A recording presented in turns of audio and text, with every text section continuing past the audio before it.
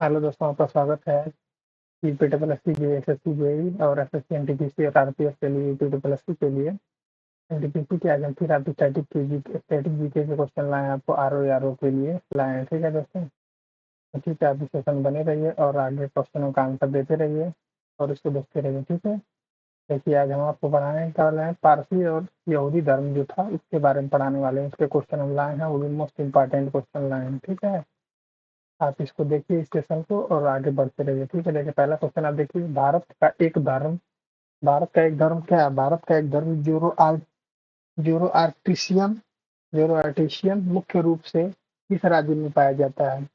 जो भारत में एक धर्म है, धर्म का नाम क्या है? जोरो आस्ट्रियन जो धर्म है ये किस राज्य में पाया जाता है? राज्य का नाम बताना है। तो ये महाराष्ट्र में, हरियाणा में, बिहार में है और केरल में है। ठीक है, तो यह जो पहली बात, जोरोआस्ट्रियन जो धर्म है ये किस किस किस धर्म के लोग इसको मानते हैं? तो आप इसको जानते हैं, इसको कौन मानते हैं? इसको पारसी धर्म के लोग मानते हैं। इसको मानने वाले कौन लोग हैं? पारसी धर्म के लोग इसको मानते हैं। ठीक है, और यह पारसी धर्म के जो लोग मानते हैं वो सबसे ज्यादा उनकी संख्या कहाँ है? उनकी संख्या महाराष्ट्र में सबसे ज्यादा है। सबसे ज्यादा कहाँ निवास करते हैं? महाराष्ट्र में। और इस धर्म के जो संस्थापक कौन थे, स्थापना किसने किया था? इस धर्म की स्थापना अगर किसी ने किया था तो उसका नाम क्या है? उसका नाम आप जानते हैं? उसका नाम है महात्मा महात्मा जरथुस्ट। उनका नाम है महात्मा जरथुस्ट जी ने जो है कि इसको किया था। और यह जो है कि भारत में इसको पारसी धर्म के नाम से इसको जानते थे। और यह पुराना जो, अगर पूछे कि यह धर्म कहाँ से आया है, चाहे इसका पुराना का किस राज्य में, किस देश में है, तो ये ईरान से आया है। ये ईरान में जो है, ईरान जो है देश में, ईरान वाले देश में ये प्राचीन काल से धर्म चलता हुआ चला आ रहा है। तो इस क्वेश्चन का आंसर क्या होगा? इस क्वेश्चन का आंसर आपका हो गया महाराष्ट्र। ठीक है, इस क्वेश्चन का आंसर हो गया महाराष्ट्र। ठीक, यानी इसका आंसर हो गया महाराष्ट्र। नेक्स्ट क्वेश्चन देखिए, नीचे शब्दों में चार युग्म दिए गए जिनमें से तीन किसी न किसी तरीके से क्या है? एक समान है तथा एक युग्म क्या है? भिन्न है। तो उसी शेष भिन्न वाले युग्म को बताना है। तो शेष भिन्न वाले युग्म को बताना है। देखिए, अवस्था पारसी, तोरा यहूदी, त्रिपिटक बौद्ध धर्म और मंदिर हिंदू धर्म। ठीक है,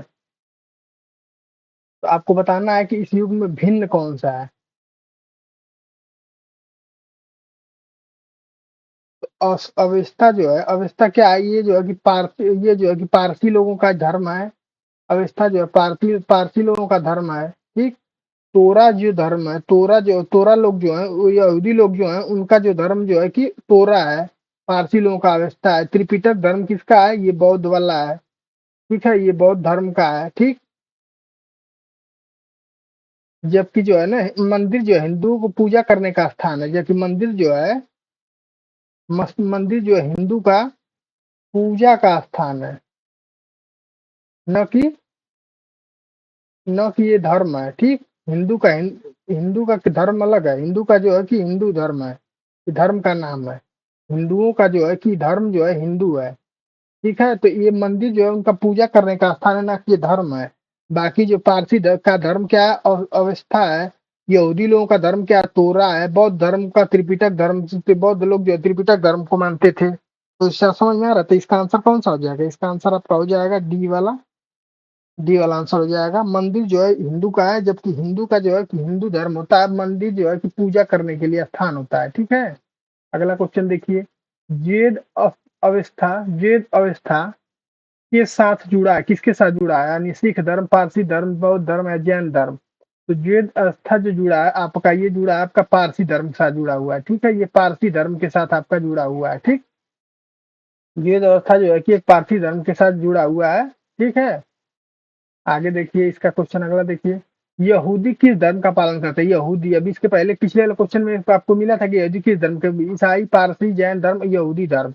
यहूदी किस धर्म को पालन करते हैं? तो यहूदी अपना यहूदी धर्म को पालन करते हैं। ठीक है, यहूदी ऑप्शन में अगर दिया रहा है तो यहूदी अपना यहूदी धर्म को ही पालन करते हैं। ठीक है,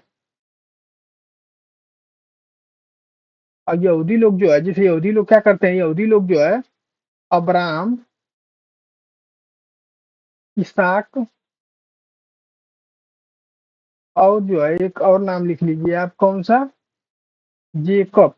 जेकब को क्या मानते हैं? पितामह मानते हैं, अपना पितामह। पितामह मानते हैं। अब्राहम, इसहाक और जेकब को क्या मानते हैं? पितामह मानते हैं। ठीक है, अब्राहम और इसहाक इसको पितामह मानते हैं। और जानते हैं, और मूसा को जो है ये अपना पैगंबर मानते हैं। मूसा जो है, मूसा, ये कौन लोग मानते हैं? यहूदी लोग मूसा को क्या मानते हैं? पैगंबर मानते हैं। मूसा को ये लोग पैगंबर मानते हैं। ठीक है, आगे देखिए नेक्स्ट क्वेश्चन।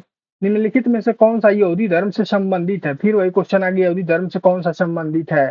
तो आपका कौन सा? धम्पद है, तोरा है, गुरु ग्रंथ है, साहिब है, त्रिपिटक है। त्रिपिटक तो आपका बौद्ध धर्म से है। ठीक, तो ये होगा नहीं। तो आपका ये कौन सा है? तोरा जो है, इसके पहले पिछले वाले क्वेश्चन में तोरा ऑप्शन में था यहूदी का। तो तोरा जो है कि क्या है? यहूदी धर्म का जो है कि एक तरह का ये धर्म से संबंधित है यहूदियों के। ठीक है, अगर यहूदी का धर्म अगर पूछा जाए साफ साफ में यहूदी का धर्म क्या होता है, तो आप इसको तनख भी बोल सकते हैं। यहूदी का तनख धर्म होता है, तनख। ठीक है, तनख को क्या बोलते हैं? तालमधु बोलते हैं तनख को।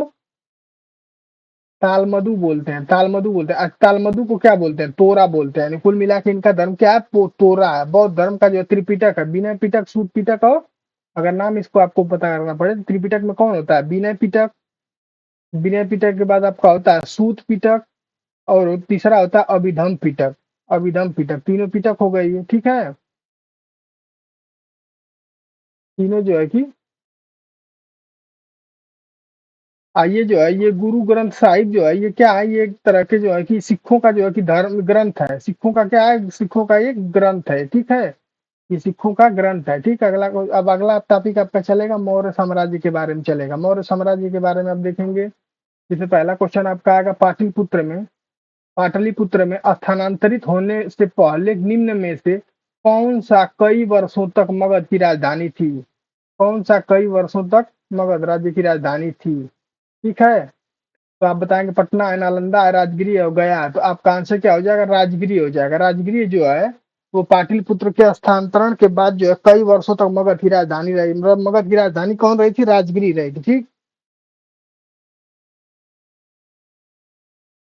राजगिरी जो है अजात शत्रु के शासन काल में, राजगिरी जो अजात शत्रु के शासन काल में हुआ करती थी। ठीक है,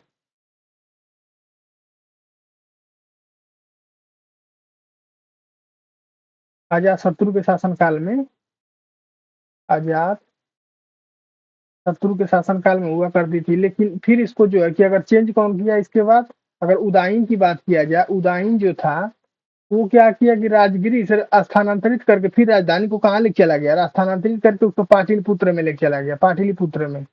यानी अगर यहाँ से अगर इसको स्थानांतरण करके यहाँ लाया कौन, तो वो कौन लाया? उदाइन लाया। ठीक, और यहाँ से इसको यहाँ तक राजगिरी तक ले जाने वाला कौन था? अजातशत्रु था। ठीक है, अगला क्वेश्चन आप देखिए, नेक्स्ट क्वेश्चन। नेक्स्ट क्वेश्चन आपका क्या दिया हुआ है? लौरिया नंदगढ़ स्तंभ में स्थित है। लौरिया नंदगढ़ स्तंभ में स्थित है। वाराणसी में, कुम्हार में, चंपारण में और पटना में। तो इसका आंसर हो जाएगा आपका चंपारण में स्थित है। लौरिया नंदगढ़ स्तंभ जो है कि ये बिहार राज्य के किस में स्थित है? चंपारण में स्थित है। चंपारण जिले में स्थित है। ठीक है, और कौन सी नदी किनारे? तो नदी का नाम वहां पे पड़ता है बूढ़ी नदी। बूढ़ी गंडक नदी, गंडक नदी कोई बूढ़ी नदी बोलते हैं। बूढ़ी गंडक नदी के किनारे जो है कि ये बसा हुआ है। ठीक है, और ये कौन से काल में बना हुआ है? ये मौर्य काल में बना हुआ, मौर्य काल का है। ठीक है, मौर्य काल का है। ये स्तंभ जो है कि मौर्य काल का स्तंभ है। ठीक, मौर्य काल का स्तंभ है। और जो है कि और इसमें जो है कि सम्राट अशोक के जो है, सम्राट अशोक का, सम्राट अशोक के धर्म लेख पाए जाते हैं इसमें। ठीक है, सम्राट अशोक के धर्म लेख पाए जाते हैं। ठीक है, इतना इसमें बहुत सफिशियंट है। अगला क्वेश्चन आप देखिए नेक्स्ट।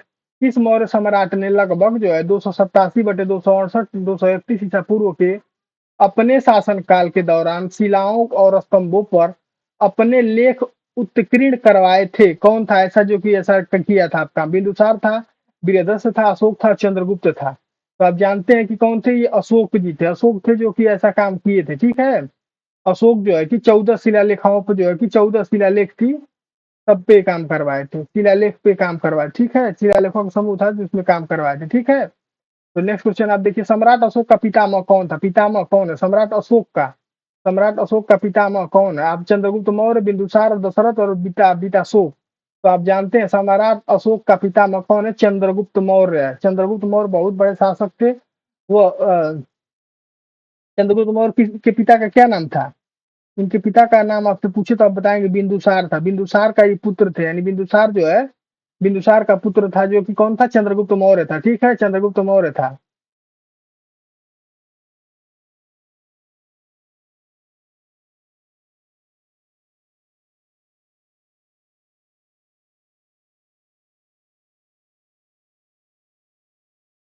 समझ पा रहे हैं? ये सम्राट अशोक जो है, सम्राट अशोक, देखिए सम्राट अशोक क्या मौर्य काल के जो है कि शासन वाले सबसे बड़े शासन वाले हैं। मौर्य काल के सबसे बड़े शासन वाले हैं, ये शासन करता थे। ठीक है। और अगर आप इसमें जो है कि अगर इसमें एक और पॉइंट इस तरह से नोट करना चाहें तो आप इस तरह से नोट करेंगे कि यह जो है कि यह अशोक, सम्राट अशोक किसके पुत्र थे? बिंदुसार के पुत्र थे। सम्राट अशोक बिंदुसार के पुत्र थे। और बिंदुसार जो है, बिंदुसार जो है, बिंदु और जो है कि बिंदुसार के किसके पुत्र थे? ये चंद्रगुप्त मौर्य जी के पुत्र थे। तो पितामह का मतलब क्या होता है? दादाजी समझ लीजिए, दादाजी। एक तरह से हिंदी में समझिए, दादाजी। तो सम्राट अशोक के दादाजी कौन थे? चंद्रगुप्त मौर्य जी थे। चंद्रगुप्त मौर्य के लड़के कौन थे? बिंदुसार थे। चंद्रगुप्त मौर्य के लड़के कौन थे? बिंदुसार थे। बिंदुसार के पुत्र कौन थे? अशोक थे। समझ पा रहे हैं? बिंदुसार के पुत्र कौन थे? अशोक थे। समझ पा रहे हैं कौन थे?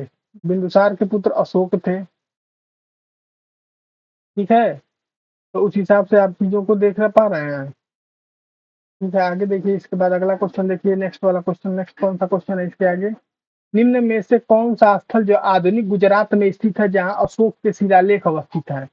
बताइए कौन सा ऐसा है जो कि गुजरात में स्थित है जहाँ पे अशोक के शिलालेख हैं? अशोक, सम्राट अशोक के। सन्नति है, या शिशुपालगढ़ है, गिरनार है, कलसी है? तो आप जानते हैं कि सन्नति में जो है कि अशोक के शिलालेख जो है कि पाए जाते हैं। अशोक के महान शासक थे, और वह जो बिंदुसार का पुत्र था। अशोक किसके पुत्र थे?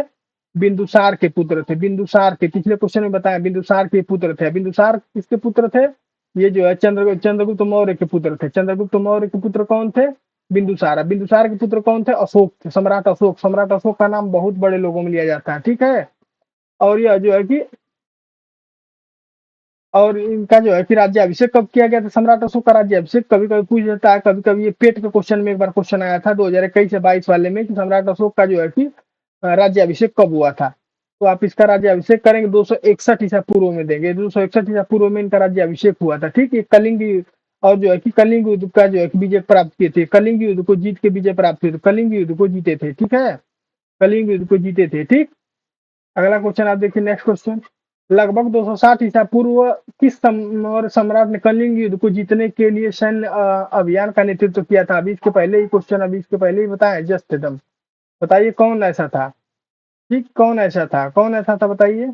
लगभग 260, लगभग 260।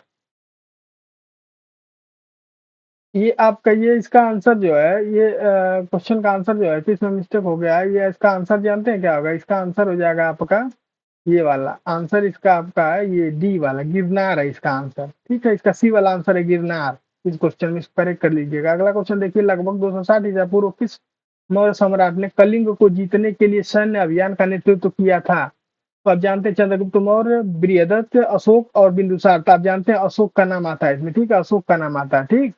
अशोक जो है 261 वाले, 261 वाले, 261 में, 261 ईसा पूर्व में क्या किए थे? 261 ईसा पूर्व में जो है कि सम्राट अशोक ने कलिंग वाले युद्ध को जीता था। सम्राट अशोक क्या किए थे? कलिंग वाले युद्ध को जीता था। उसमें अभी उसमें जो है सैन्य अभियान का नेतृत्व किया था। ठीक है। और जो है कि कलिंग युद्ध हुआ था, कब हुआ था जानते हैं? मौर्य साम्राज्य और कलिंग राज्य के बीच लड़ा गया था ये। ठीक है। और यह जो है कि वर्तमान में कहाँ पड़ता है? उड़ीसा और आंध्र प्रदेश के उत्तरी भाग में पड़ता है। ठीक है। अगला क्वेश्चन आप देखिए। अगला नेक्स्ट क्वेश्चन आपका है, नेक्स्ट क्वेश्चन आपका ये है। ठीक है। नेक्स्ट क्वेश्चन आपका क्या है? ये अशोक ने अधिकांश शिलालेख किस भाषा में थे? अशोक के अधिकांश शिलालेख किस भाषा में थे? बताना है भाषा का नाम। और जब उपमहाद्वीप के उत्तर पश्चिम में पाए गए शिलालेख आरंभिक या और यूनानी भाषा में थे, तो किस भाषा में थे? पहला ऑप्शन आपका है तमिल में, दूसरा आपका है प्राकृतिक में, तीसरा आपका है संस्कृत और चौथा आपका है पाली।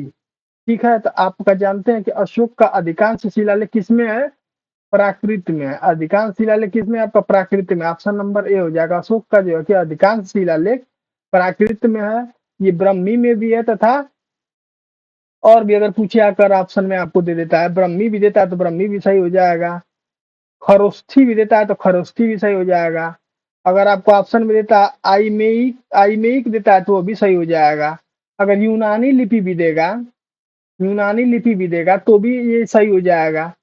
ठीक है, लेकिन ज्यादातर ये जो है कि ज्यादातर जैसे ये भी लिपि देता है ऑप्शन में तो सही है, लेकिन ज्यादातर इनका जो अधिकांश जो है प्राकृतिक भाषा या ब्राह्मी लिपि, अगर प्राकृतिक भाषा दे दे या ब्राह्मी लिपि दे, ब्राह्मी भी लिपि अगर देता है तो भी जो है कि ब्राह्मी लिपि में जो है कि लिखे जाते हैं इनके जो है। ठीक है, अगला क्वेश्चन आप देखिए, मौर्य शासन के दौरान निम्नलिखित में से किस प्रांत को कर्नाटक के सोने की खान का केंद्र माना जाता था?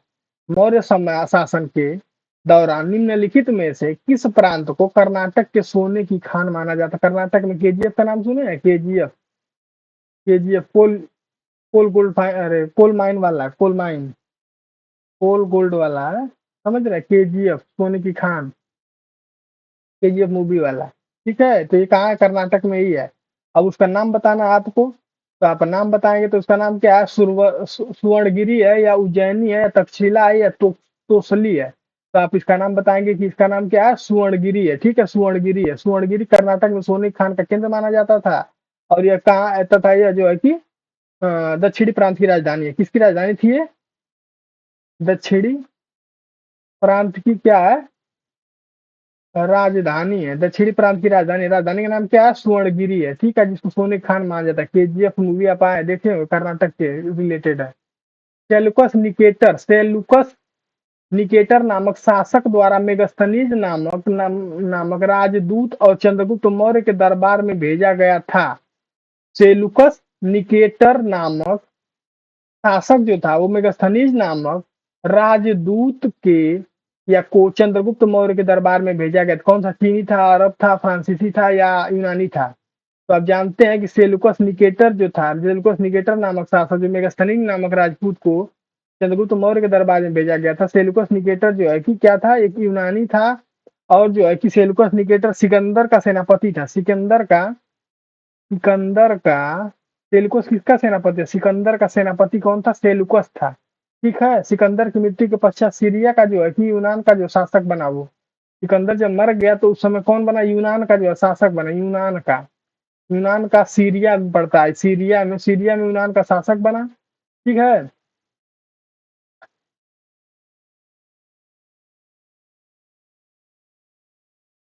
अगला क्वेश्चन अब देखिए।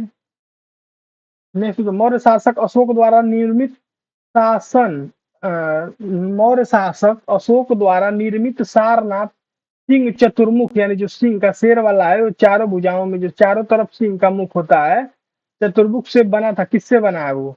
लोहा से बना है, बलुआ पत्थर, संगमरमर और अभ्रक से बना है। तो वो बना किससे? बलुआ पत्थर से बना है, जिसमें चार शेर पाए जाते हैं। ठीक है, अशोक स्तंभ जो बना है जिसमें चार शेर पाए जाते हैं। ठीक, यह जो है कि बलुआ पत्थर से बना है।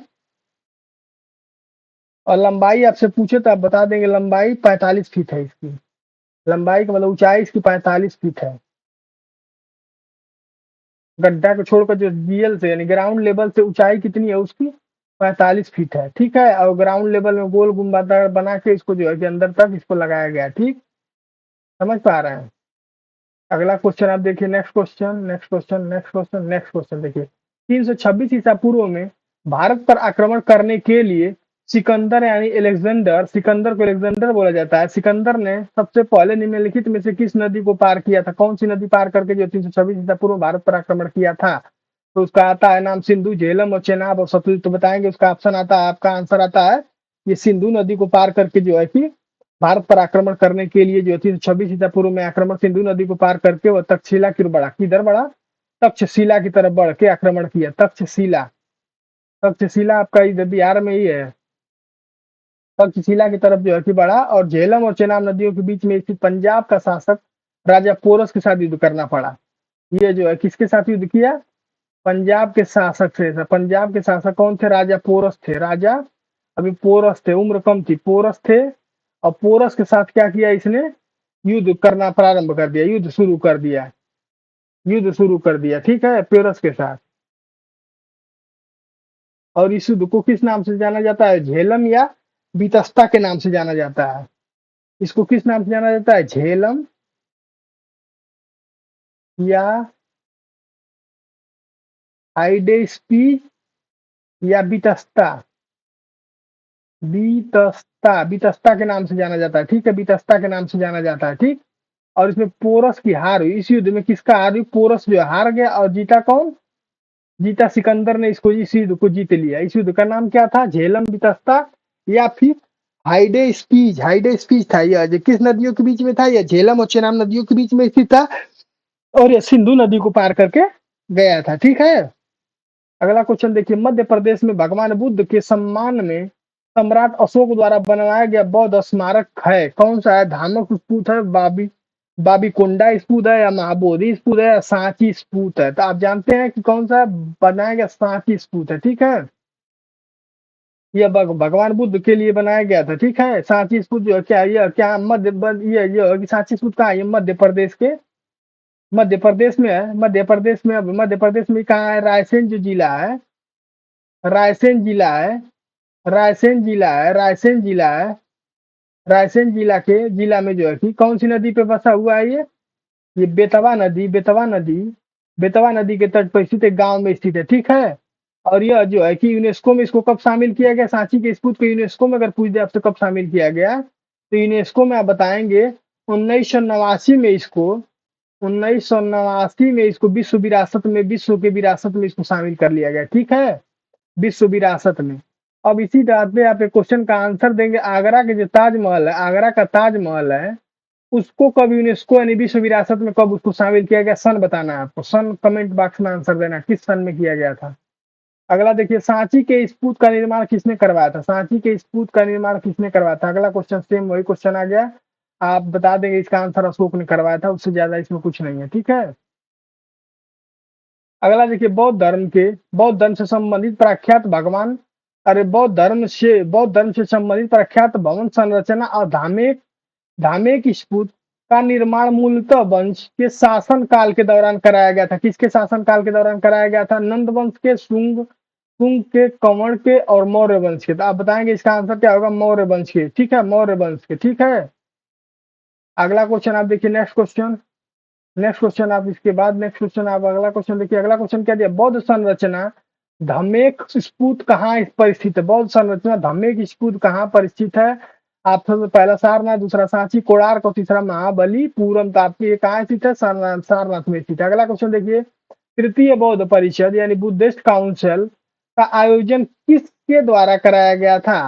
चंद्रगुप्त मौर्य, हर्षवर्धन, अशोक और कनिष्ठ। आप जानते हैं कि अशोक ने सारा काम कराया था, अशोक के द्वारा किया गया था। ठीक है, अशोक के द्वारा। अगला क्वेश्चन देखिए, चंद्रगुप्त मौर्य जो है मौर्य वंश के संस्थापक थे। भारतीय इतिहास में उन्होंने शासन के बारे में निम्नलिखित में से कौन सा कथन गलत है? उन्होंने सिकंदर अलेक्जेंडर की मुलाकात की थी और उसकी सेनापति में शामिल हो गए थे, और ताकि जो है कि मैसेडोनियस युद्ध की कौशल को सीख सके, मैसेडोनियस युद्ध की कौशल को सीख सके। तो ये बिल्कुल सही था कि ये बात सही है, इसीलिए उनको शामिल किया गया था, क्योंकि वो मैसेडोनियस युद्ध का जानकार था और जो है कि उसको सीख सकते हैं उसमें। दूसरा इसमें देखिए, बैरब खान जो है सबसे अच्छा सहयोगी था, संरक्षक और मार्गदर्शक है। यही क्वेश्चन गलत है। पूछा क्या है इसमें से कौन सा गलत है? तो ऑप्शन के हिसाब से कौन सा सही हो जाएगा?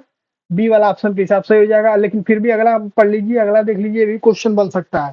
चंद्रगुप्त मौर्य को पहले अखिल भारतीय लगभग साम्राज्य की स्थापना का श्रेय दिया गया था। ठीक है, ये भी सही है। साम्राज्य के पुरातात्विक साक्ष्य कई कस्बों और शहरों के अस्तित्व को दर्शाते हैं, जिससे कि सबसे प्रमुख राजधानी पाटलिपुत्र है। ये बिल्कुल, ये भी सही है। ठीक है, तो ऑप्शन नंबर इसका बी वाला करेक्ट है। बाकी जो है कि इसमें गलत पूछ रहा है, तो गलत के हिसाब से ये सही है, बाकी चीजें बाकी एक तरह सही है, क्वेश्चन के हिसाब से आप देख सकते हैं।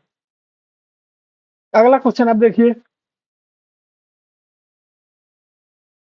अगला आपका दिया हुआ, तर्क सिद्ध रूप से अशोक तर्क सिद्ध रूप से अशोक तर्क सिद्ध रूप से अशोक तर्क सिद्ध रूप से अशोक जो है तर्क सिद्ध रूप से प्रारंभिक भारत के सबसे प्रसिद्ध शासक थे। जिसने कालिंग पर विजय प्राप्त की, वे किसके पोते थे? अशोक पोते का नाम फिर पूछ दिया, इन पितामह का नाम पूछ रहा है, आप इसको ध्यान में रखिए। तो इसका सीधा सीधा आंसर चंद्रगुप्त होगा, क्योंकि सीरीज में लगातार चला आ रहा है। अगला क्वेश्चन देखिए, ऐतिहासिक grand trunk road and GT road का निर्माण कई शासकों द्वारा कराया गया था। मौर्य वंश के शासक काल के दौरान में इसे क्या कहा जाता था? बताइए, इसको क्या कहा जाता था मौर्य वंश के शासक काल में? उत्तरा पथ बोला जाता था, पूर्वी पथ बोला जाता था, बादशाही सड़क बोला जाता था, राजपथ बोला जाता था। इसका आंसर क्या था आपका? उत्तरा पथ था, उत्तरा पथ था इसका आंसर। ठीक है, सड़क को उत्तरा पथ के नाम से जाना जाता था। यह जो है गंगा नदी के किनारे, गंगा नदी के किनारे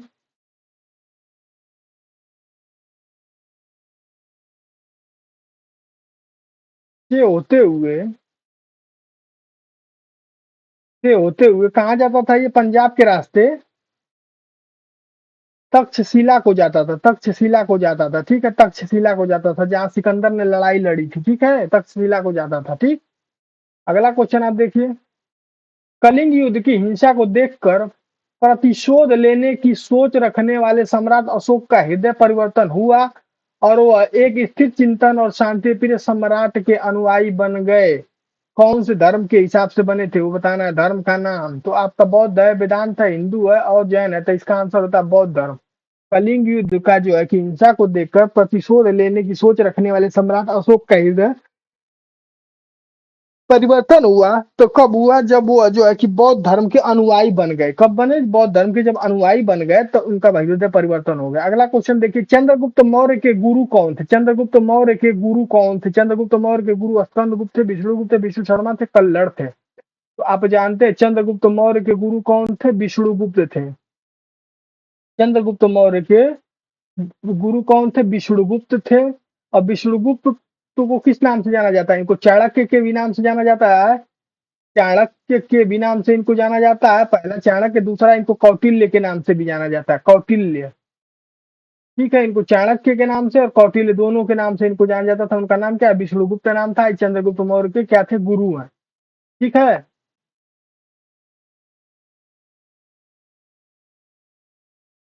अगला क्वेश्चन आप देखिए, उदयन ने उदयन ने मगध की राजधानी को किस शहर से हटाकर पाटलिपुत्र में स्थानांतरित किया?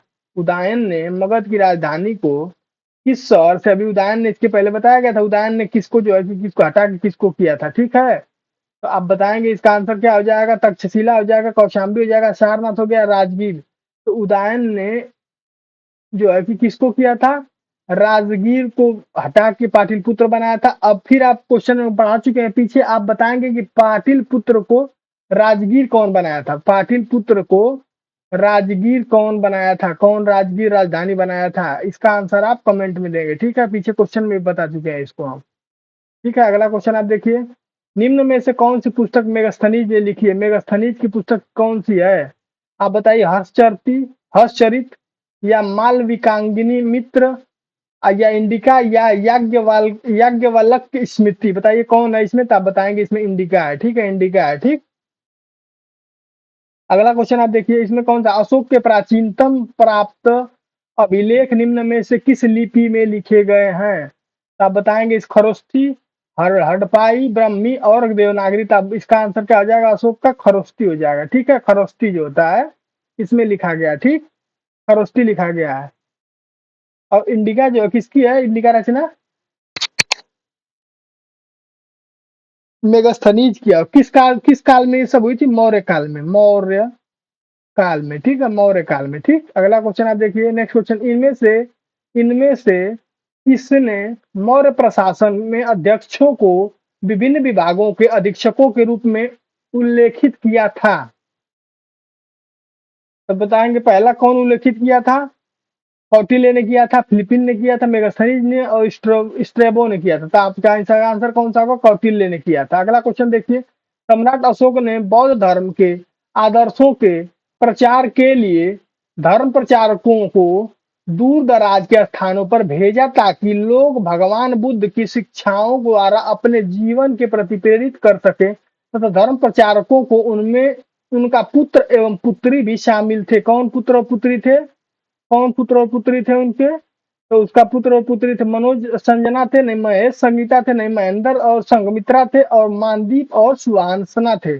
तो इसका आंसर क्या होता है आपका महेंद्र, और यहाँ पे होगा पुत्र कौन था, महेंद्र, और पुत्री कौन थी, संघमित्रा थी, संघमित्रा। ठीक है, संघमित्रा। सम्राट अशोक का जो है, अशोक का जो है भगवान बुद्ध के जो है कि इन्होंने प्रचार प्रसार के लिए अपने पुत्र महेंद्र और अपनी पुत्री, पुत्री का नाम क्या था, अशोक की पुत्री का नाम, सम्राट अशोक की पुत्री का नाम क्या, संघमित्रा को कहाँ भेज दिया था शामिल होने के लिए, धर्म प्रचार। ये भेजे थे किस देश में, श्रीलंका में भेजे थे, श्रीलंका में, वर्तमान में जो श्रीलंका है वहां भेजे थे। ठीक है, वहां इन्होंने भेजा था। ठीक। और सम्राट अशोक का नाम क्या था, देवनाम प्रिय था, देवनाम प्रिय, उनका नाम भी अलग से देवनाम प्रिय था। ठीक है। और उनका शासनकाल कब से कब चला, 273 ईसा पूर्व से 232 ईसा पूर्व तक चला। ठीक है, 232 ईसा पूर्व तक चला, 273 से 232 ईसा पूर्व तक चला। ठीक है, इस क्वेश्चन का पोस्टमार्टम हो गया। ठीक है, अगला क्वेश्चन आप देखिए, नेक्स्ट क्वेश्चन। निम्नलिखित में से कौन से राजा संघमित्रा और महेंद्र वर्धन के पिता थे। Same question, same question. तो आप इसका आंसर सी लेके चले जाएंगे। आगे बढ़िए, आगे ने में कौन सा आएगा, नाम आए देखिए, बिंदुसार आएगा, महेंद्र आएगा, अशोक आएगा, बिंबिसार। ने धर्म विजया, धार्मिकता द्वारा विजय की नीति का विकसित किया, विजय की नीति को विकसित किया था, कौन किए थे, बिंदुसार, महेंद्र, अशोक और बिंबिसार। तो आप आंसर देंगे इसका अशोक ने किया था। ठीक है, अगला क्वेश्चन आप देखिए, अशोक के शासनकाल की सबसे महत्वपूर्ण घटना, कलिंग आधुनिक युग में वह विजय थी जो उनके जीवन का महत्वपूर्ण परिवर्तन सिद्ध हुआ। बताइए कौन था, असम, झारखंड, बिहार, उड़ीसा। का आंसर आ जाएगा उड़ीसा। अशोक ने अंतिम युद्ध कौन सा लड़ा था, कलिंग वाला युद्ध लड़ा था। अंतिम युद्ध उसका कौन था, कलिंग वाला युद्ध था। ठीक है, और कब लड़ा था, 261 ईसा पूर्व में लड़ा था। ठीक है, 261 ईसा पूर्व में उसने इस युद्ध को लड़ा था। इसमें भयंकर नरसंहार हुआ, मतलब बहुत लोग काटा मारा पीटा गया, एकदम खून की नदियां बहा दी गई। इस वजह से इसको जो है कि उस बात को देखते हुए अब इसका जो है कि मन पिघल गया, और ये बौद्ध धर्म को जो है कि स्थापना, बौद्ध धर्म को जो है कि पालन करते हुए अपना मन को परिवर्तित कर लिया तथा ये युद्ध छोड़ दिया। अशोक ने अशोक ने किस युद्ध के बाद जो है कि बौद्ध का उपदेश अपना लिया था। इसका आंसर हो जाएगा कलिंग युद्ध। पिछले क्वेश्चन के हिसाब से इसका आंसर हो जाएगा कलिंग युद्ध। अगला नेक्स्ट क्वेश्चन आप देखिए, प्रसिद्ध कलिंग युद्ध, कलिंग युद्ध का फिर नाम आएगा। सम्राट अशोक ने युद्ध छोड़ने के बाद बौद्ध धर्म अपनाने के लिए प्रेरित किया था, वह युद्ध उड़ीसा में कब लड़ा गया था। अभी इसके पहले पिछले क्वेश्चन में भी बताए हैं, 261 बीसी, 262, 260 और 264। तो आप बताएंगे कलिंग युद्ध कब लड़ा गया था, 261 बीसी में लड़ा गया था। अगला क्वेश्चन आप देखिए, अशोक ने किस शिलालेख में कलिंग युद्ध में अशोक की विजय का उल्लेख किया गया था, 13वें, 14वें, 10वें और 15वें, पहले बताइए किसमें किया गया था। तो इसका आंसर आपका आ जाएगा 13वें में किया गया था। कल अशोक ने 13वें शिलालेख में कलिंग युद्ध में विस्तृत जानकारी प्राप्त हुई है। ठीक है, 13वें युद्ध होगा। ठीक। अगला क्वेश्चन आप देखिए, चंद्रगुप्त के पुत्र, पुत्र कौन था इसका, पहली बात तो महेंद्र थे, नहीं चंद्रगुप्त के पुत्र नहीं, चंद्रगुप्त का पुत्र तो बिंबिसार था। चंद्रगुप्त के पुत्र का जो नाम क्या था, बिंदुसार नाम था उनका। क्या नाम था उनका, बिंदुसार नाम था। बिंदुसार पुत्र के अगर नाम आ गया तो बिंदुसार लिख लीजिए। बिंदुसार मौर्य सम्राट के सिंहासन पर बैठने वाला दूसरा शासक था, यानी ऑप्शन है बिंदुसार हो जाएगा इसका। ठीक है, ऑप्शन कौन सा हो जाएगा, बिंदुसार। चंद्रगुप्त के पुत्र का नाम अगर आपको याद है तभी भी पूरा क्वेश्चन पढ़ने की जरूरत नहीं है, आप सीधे सीधे बता देंगे चंद्रगुप्त के पुत्र का दूसरा शासक था और उसका नाम क्या था, बिंदुसार था। अब वह कब बैठा था सर गद्दी पे, अशोक जो है कि 298 ईसा पूर्व से 273 ईसा पूर्व तक ये बैठा था। ठीक है, 298 से 273 के बीच में जो है कि सिंहासन बैठने वाला दूसरा शासक था, और जो है कि आजीवक संप्रदाय का अनुयायी था। ठीक है, आजीवक सम्राट का जो है कि अनुयायी था। आगे क्वेश्चन, अगला क्वेश्चन आप देखिए, नेक्स्ट क्वेश्चन देखिए, सम्राट अशोक का पुत्र, अशोक का पुत्र, अब देखिए फिर आ गया, अशोक का पुत्र कौन था, बिंदुसार ही था कि कौन था, दूसरा था। अशोक का पुत्र जब आ जाएगा तो बिंदुसार आप ले लेंगे पहले, बिंदुसार यहाँ लिखेंगे था, जो मौर्य वंश से संबंधित था, चाहे दूसरा शासक बोलिए चाहे उससे संबंधित है, बात तो सेम है। अगला क्वेश्चन आप देखिए, नेक्स्ट क्वेश्चन देखिए, सम्राट अशोक किसके उत्तराधिकारी थे। सम्राट अशोक चंद्रगुप्त मौर्य के, बिंदुसार के, सुमीम के और दशरथ के किसके अधिकारी थे, तो ये बिंदुसार के उत्तराधिकारी थे, बिंदुसार के उत्तराधिकारी थे। बिंदुसार जो है कि इनको फिर वो बिंदुसार जो सम्राट अशोक के उत्तराधिकारी थे, क्योंकि सुमिस मौर्य शासक बिंदुसार के ज्येष्ठ पुत्र था, अशोक जो है अशोक का सौतेला भाई था। सुमिस मौर्य जो है बिंदुसार का बड़ा पुत्र था, और जो है सौतेला भाई था अशोक का, तो अशोक को जो है शासन बना दिया, अशोक को उत्तराधिकारी बना दिए। सम्राट अशोक ने पत्थर के संबंध में पत्थर के तख्तों पर अपने, बताइए कितने, आप बताएंगे इसमें कितने जो है कि जो है कि आदेशों को उत्कीर्ण करवाकर अपने राज्य के प्रमुख स्थानों पर स्थापित किए, ताकि लोग इसे तदनुसार आचरण कर सके। कितने, 16, 14 या 18, 8 या 10? तो आप इसका आंसर देंगे कितना, 14। 14 शिलालेख बनवा के अपने राज्यों में लगवा दिए, ताकि लोग इसको देखें और पढ़ें और इसको जो है कि शासन को माने और उसको उसको जो है कि उसका अनुरूप चले। अशोक महान शासक से संबंधित है किस वंश से था? गुप्त, चोल, मौर्य और चुंग वंश। तो आप इसका आंसर देंगे चोल वंश, नहीं चोल वंश नहीं, चोल वंश इसका आंसर नहीं होगा। आप इसका आंसर बताएंगे क्या होगा, इसका आंसर क्या होगा? इसका आंसर होगा मौर्य वंश। इसका आंसर क्या होगा, मौर्य वंश से होगा। मौर्य वंश से जब पढ़ रहे हैं तो मौर्य वंश ही होगा, ठीक है। अगला क्वेश्चन आप देखिए, महान महान सम्राट अशोक किस वंश के थे? महान सम्राट अशोक किस वंश के थे? तो आप फिर वही आंसर दे देंगे, किस वंश के थे? मौर्य वंश के थे। ठीक है, अगला क्वेश्चन आप देखिए, अगला नेक्स्ट क्वेश्चन आपका आता है, किसका आता है? अगला क्वेश्चन आपका आता है, मौर्य वंश की राजधानी कौन थी? मौर्य साम्राज्य की राजधानी कहाँ थी? मगध में, पाटलिपुत्र में, नालंदा, तक्षशिला में? तो आप इसका आंसर क्या देंगे? आप इसका आंसर क्या देंगे? तब पाटलिपुत्रा में थी। पाटलिपुत्रा को राजगिरी तक ले गया, राजगिरी से पाटलिपुत्रा तक ले गया, उदाइन और सब का मामला है उसमें, आप देख लेंगे फिर से पिछले क्वेश्चनों में। कौटिल्य जो है कि अर्थशास्त्र है, हमें प्रशासन के बारे में जानकारी, किस प्रशासन? गुप्त के, मौर्य के, परिहार के, राजपूत के? किसके प्रशासन के बारे में देता है? गुप्त के, मौर्य के, परिहार के, राजपूत के? तो आप इसका आंसर क्या देंगे? कौटिल्य वाला जो है क्या आंसर किसका? मौर्य जो है कि हमें मौर्य मौर्य प्रशासन के बारे में जानकारी देता है। अगला क्वेश्चन देखिए, चाणक्य एक अन्य नाम से क्या है? चाणक्य का दूसरा नाम क्या है? चाणक्य का दूसरा नाम क्या है? तो आप बताएंगे देववर्मन, विष्णुगुप्त, रामगुप्त, ब्रिजेश्वर। तो आप आंसर पिछले क्वेश्चनों में दे चुके हैं, इसका विष्णुगुप्त ही होगा। अगला क्वेश्चन आप देखिए, मेगास्थनीज भारत आने वाले सबसे शुरुआती खोजकर्ताओं में से एक था, उसका संबंध किस देश से था? मेगास्थनीज, कुल मिलाकर मेगास्थनीज किस देश का था, रहने वाला था? आंसर ये देना है, मेगास्थनीज किस देश का? यूनानी था, स्पेनी था, मिस्र था, इटालियन था? तो मेगास्थनीज क्या था? यूनानी था, ठीक है। और यह जो है कि सेलुकस के दरबार में आया था, सेलुकस के दरबार में आया था। सेलुकस के दरबार में सम्राट अशोक के सेनापति का जो है कि बाद में यूनानी का जो है कि यूनान का जो है कि यूनान का जो है कि ये जो है कि राजा बना। और वही जो है कि यूनान में जो है कि मेगास्थनीज जो है कि भारत आया था उसी टाइम, तो राजदूत के रूप में इनके राजदूत बन के आया था यहाँ पे, राजदूत। ठीक है, अगला क्वेश्चन आप देखिए, नेक्स्ट क्वेश्चन। सम्राट अशोक ने अपने राज्यकाल में के 12 वर्ष में से एक विशेष अधिकारी को नियुक्ति की, जो भूमि का सर्वेक्षण करता था और भू अभिलेखों का रख रखाव करता था तथा न्याय का पालन करता था। और इन अधिकारियों को कहा जाता था, क्या कहा जाता था?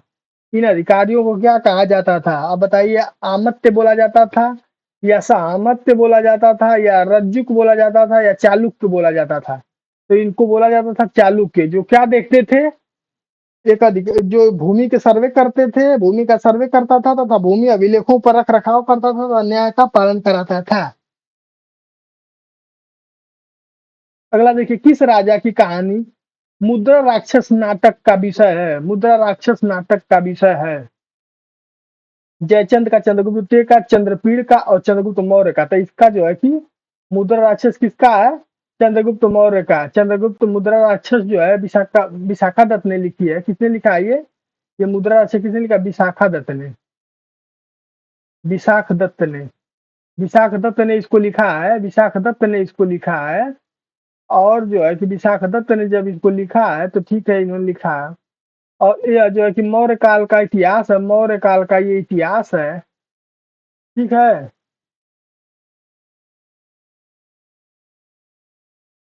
और इसमें जो है कि चंद्रगुप्त मौर्य को इसमें जो है क्या कहा गया है? इसमें वृषण कहा गया, वृषल वृषल कहा गया। उनको क्या बोला गया? वृषल बोला गया, या फिर दूसरा नाम क्या उनका? कुलहीन बोला गया, कुलहीन, कुलहीन बोला गया। ठीक है, अगला क्वेश्चन आप देखिए, नेक्स्ट क्वेश्चन। नेक्स्ट क्वेश्चन आप देखेंगे, दो नेक्स्ट क्वेश्चन आपका क्या? मौर्य वंश को किस वंश ने समाप्त किया था? शुंग वंश ने, गुप्त वंश ने, शिशुनाग ने, चोल वंश ने। तो मौर्य वंश को समाप्त करने वाला शुंग वंश था। ठीक है, मौर्य वंश का अंतिम शासक कौन था? अंतिम शासक अगर आपसे पूछे तो आप बोलेंगे बृहदत्त था। बृहदत्त क्या था? अंतिम शासक था मौर्य वंश का। इसके बाद मौर्य वंश का काम ही खत्म हो गया, उसके बाद शुंग वंश जो है आ गया लाइन में। ठीक है।